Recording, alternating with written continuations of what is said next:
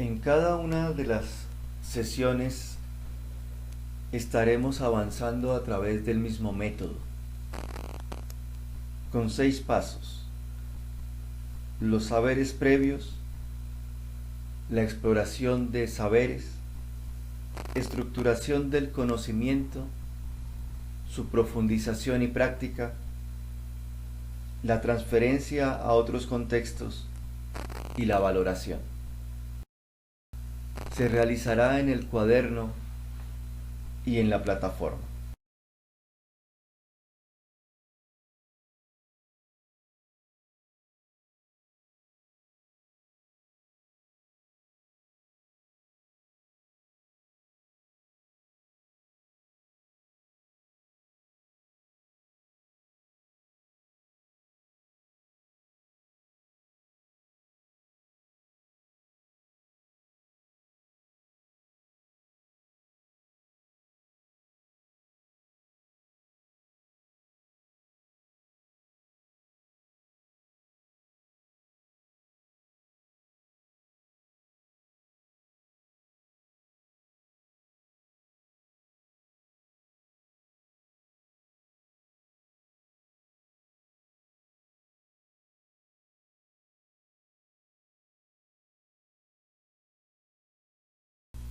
La bienaventuranza cristiana.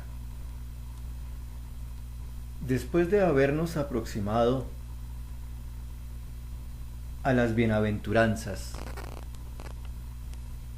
aquellas famosas frases de Jesús al inicio de su ministerio en el llamado Sermón de la Montaña que nos presenta Mateo,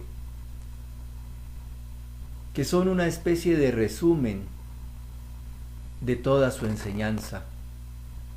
Por eso se presenta al principio, para que a lo largo del Evangelio vayamos viendo las distintas formas de vivir esas bienaventuranzas. Las distintas parábolas, los distintos milagros, lo que harán será iluminar el contenido de estas bienaventuranzas.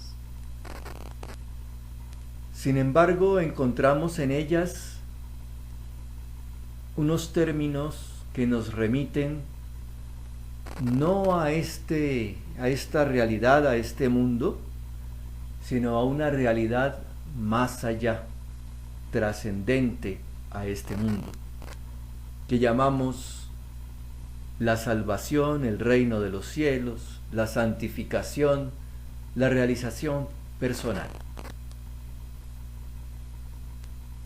Acerquémonos entonces a qué significa esa bienaventuranza cristiana. En el Nuevo Testamento, la segunda parte de la Biblia, que empieza precisamente con los Evangelios, utiliza varias expresiones para caracterizar la bienaventuranza o felicidad a la que Dios llama al hombre. Así la llama, por ejemplo, la llegada del reino de Dios. También la visión de Dios. Y otra expresión utilizada es la entrada en el gozo del Señor o la entrada en el descanso de Dios. De hecho, en nuestra cultura, cuando alguien fallece, decimos que descanse en paz. Esa expresión es una forma de referirnos a la bienaventuranza cristiana, que descanse en la paz del Señor. Porque Dios nos ha puesto en el mundo, nos ha creado el mundo con unos propósitos sucesivos, definitivos. El primero es que lo conozcamos, que conozcamos a Dios. Después de conocerlo, que le sirvamos, no en el sentido de someternos, sino en el sentido de realizarnos conforme el proyecto que Él tiene. Así como cuando nosotros estamos realizando una tarea de colegio, tenemos un proyecto. Y a medida que vamos avanzando, vamos viendo si ese avance sirve o no sirve al proyecto que tenemos. Eso es servirle a Dios, que no es otra cosa que ir realizándonos nosotros como personas. Y el tercer proyecto sucesivo, paso, meta, objetivo, es amar a Dios. Y en la medida en que vamos sirviendo, es decir, realizándonos, vamos amándolo a Él y amando a los demás, y también amando al mundo. Y de esta manera ir al cielo. Entonces son 4 pasos: conocer a Dios, servirle, amarle e ir al cielo. La bienaventuranza nos hace participar de la naturaleza divina. Tenemos naturaleza humana y participaremos de la naturaleza divina. Es decir, nos haremos como Cristo. Cristo es de naturaleza divina y asumió nuestra naturaleza humana totalmente. No es una participación, no tiene una partecita o una semejanza. En cambio, nosotros solo participaremos de la naturaleza divina y también de la vida eterna, que es la vida que caracteriza a Dios. Con la bienaventuranza, el hombre entra en la gloria de Cristo, Dios y hombre. Entonces vamos a participar como hombres de la gloria de Cristo, Dios y hombre, o sea, que participaremos de la misma gloria de Dios. Y en el gozo de la vida trinitaria es que el hombre entra a través de estas bienaventuranzas. Acordémonos, al inicio hablamos de que los cristianos reconocen que Dios es único en 3 personas: Padre, Hijo y Espíritu Santo. Y esa alegría, esa felicidad interna de Dios es de la que participaremos. Semejante bienaventuranza supera la inteligencia y las solas fuerzas humanas. Es decir, no podemos comprenderla y no podemos lograrla por nosotros mismos. Entonces necesitamos una ayuda, un apoyo, una luz, una iluminación, una orientación desde afuera. Por eso es fruto del don gratuito, del regalo de Dios. Y por eso también es que la llamamos sobrenatural. No viene de la naturaleza humana, sino viene de afuera. Y diríamos, viene de arriba. Por eso decimos sobrenatural. De esta misma manera llamamos sobrenatural a la gracia de Dios, que es gratis. Eso significa gracia. No tenemos que hacer nada, ni siquiera la merecemos y nos la dan. Y esta gracia es la que dispone al hombre a entrar en el gozo divino, en esa alegría interna de nuestro Dios único en 3 personas distintas.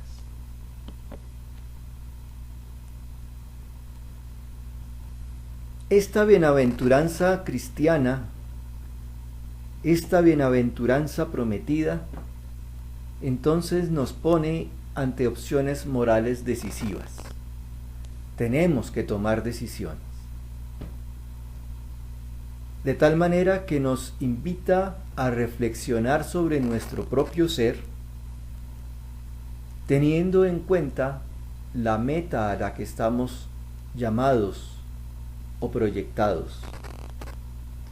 Nos invita a purificar nuestro corazón, es decir, nuestro interior, nuestra manera de sentir, nuestra manera de pensar, para que superemos los instintos simplemente naturales y diríamos hoy simplemente animales, para que nuestra naturaleza humana, que supera a la animal, pues se desarrolle libremente, precisamente por la razón, la libertad y la voluntad. Y al purificar ese interior nuestro, entonces nos debemos orientar al amor de Dios por encima de todo, no en vez de todo, que es como a veces se entiende, por encima de todo. Permítanme una comparación. En el hogar, por la ternura y demás, pareciera que sentimos más amor por mamá que por papá o los hermanos. Ese amor mayor, profundo, tierno,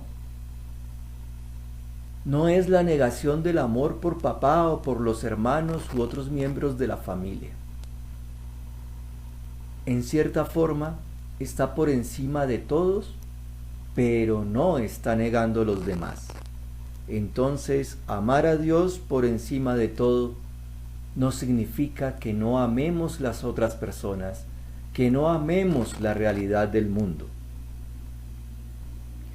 Nos enseña también esta bienaventuranza que la verdadera dicha, la verdadera felicidad no reside ni en la riqueza o el bienestar, que pueden ser pasajeros, que son pasajeros y en cualquier momento cambian, como esta crisis mundial que estamos viviendo y que nos mostrará precisamente que riqueza y bienestar se verán afectados negativamente.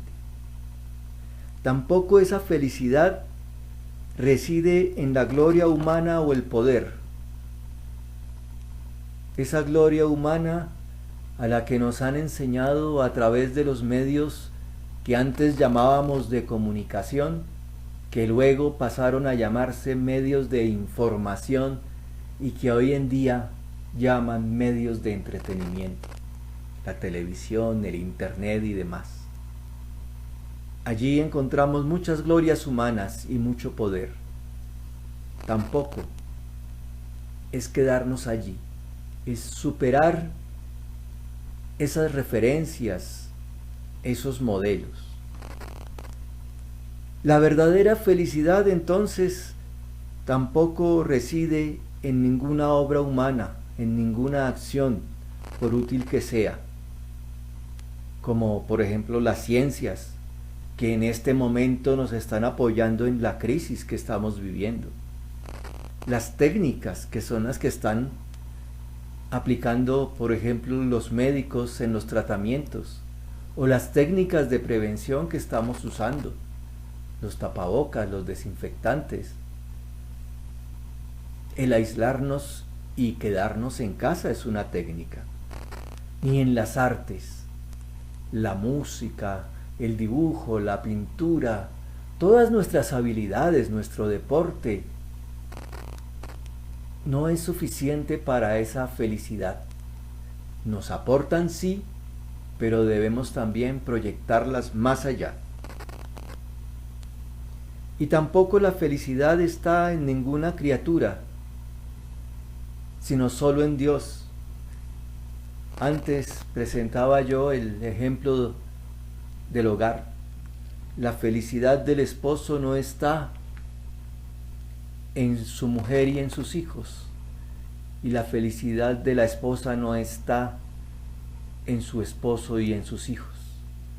Sí que hacen parte de esa felicidad, pero la felicidad a la que estamos llamados supera esa felicidad. Por eso tenemos que abrirnos a esa bienaventuranza que es esa felicidad, sin dejar de contemplar y gozarnos en estas otras felicidades. Solo que tenemos que todos estos aspectos, purificarlos para que podamos orientarnos de una manera más fácil y decisiva a ese amor y a esa felicidad y bienaventuranza a la que nos llama Dios.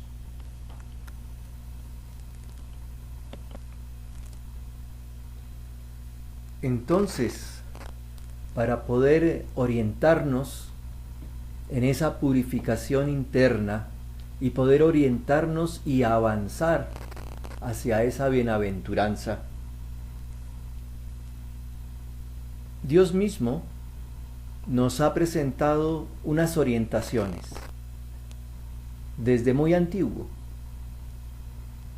La primera orientación es la que llamamos el Decálogo o los 10 mandamientos. Toda la cultura moderna y especialmente la cultura occidental, europea y americana se basa en estos principios. Muchas de las leyes desarrolladas a lo largo de estos 20-21 siglos, si hablamos desde el cristianismo, tienen como fundamento esas 10 normas básicas. En el tiempo de Jesús, es Jesús mismo y en el Evangelio nos presentan una serie de discursos de Jesús llamados el Sermón de la Montaña, al que ya me había referido y que empieza con estas bienaventuranzas.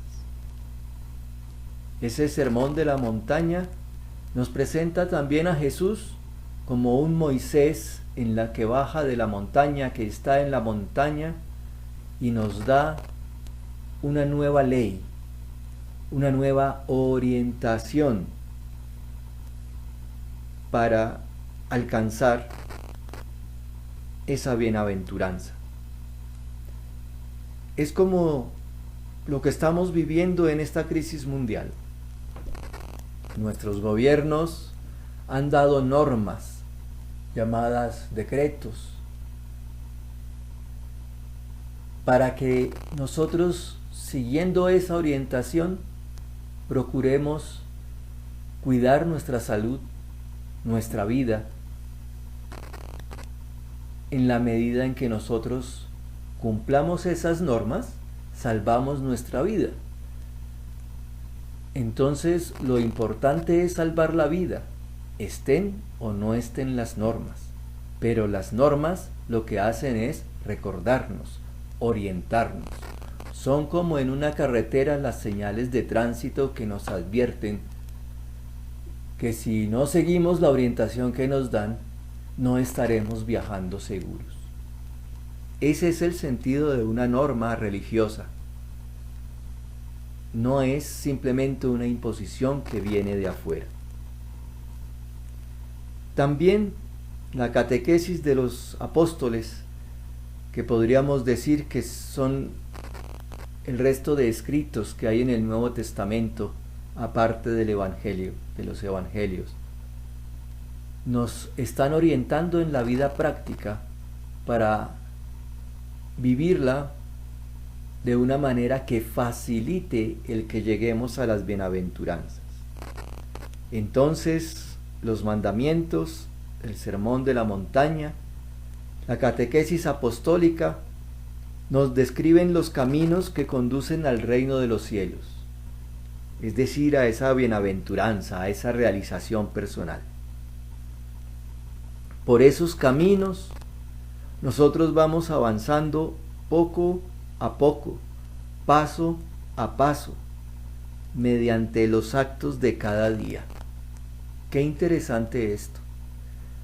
Cada acto que estemos realizando en el día a día nos ayuda a avanzar rápidamente o nos detiene e incluso nos puede retroceder en ese camino para llegar a nuestra realización personal o a nuestra felicidad. Y como hemos llamado que estas bienaventuranzas exceden, superan la inteligencia, la naturaleza humana, las fuerzas humanas, entonces comprendemos esa acción de Dios que nos sostiene por la gracia del Espíritu Santo. Y también somos fecundados por la palabra de Cristo, es decir, por esa enseñanza que encontramos nosotros en el Evangelio y en la explicación del Evangelio. Y con esos dos elementos, esas dos ayudas, la gracia del Espíritu y la palabra de Cristo, entonces vamos dando lentamente frutos, como personas e incluso como creyentes, y en este caso esos frutos se van dando dentro de una comunidad de creyentes en este Dios que es la Iglesia. Y la finalidad última, luego de alcanzar nosotros nuestra felicidad, es la gloria de Dios, porque la gloria de Dios es el bien del hombre. Nos veremos, nos encontraremos, nos escucharemos en otro encuentro de clase virtual.